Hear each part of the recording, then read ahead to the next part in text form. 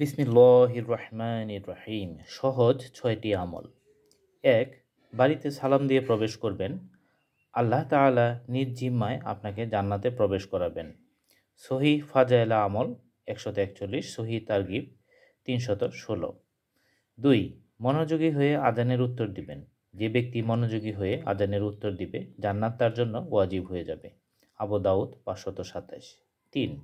নিজের সঠিক হওয়া সত্ত্বেও ঝগড়া পরিহার করবেন। রাসূল সাল্লাল্লাহু আলাইহি ওয়াসাল্লাম আপনার জন্য জান্নাতে একটি ঘরের জিম্মাদার হবেন।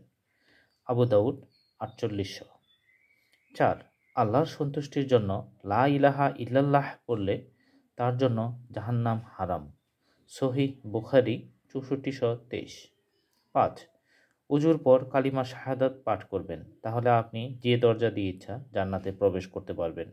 সুনানে ইবনে মাজাহ 470। 6. প্রতিদিন অন্তত কয়েকবার হলেও সূরা ইখলাস পাঠ করবেন। যে ব্যক্তি সূরা ইখলাস পাঠ করবে তার জন্য জান্নাত সুনিশ্চিত। মিশকাতুল মাসাবিহ 2160। সুবহানাল্লাহ, আলহামদুলিল্লাহ, আল্লাহু আকবার। আল্লাহ তাআলা আমাদের সবাইকে আমল করার তৌফিক দান করুন। আমিন।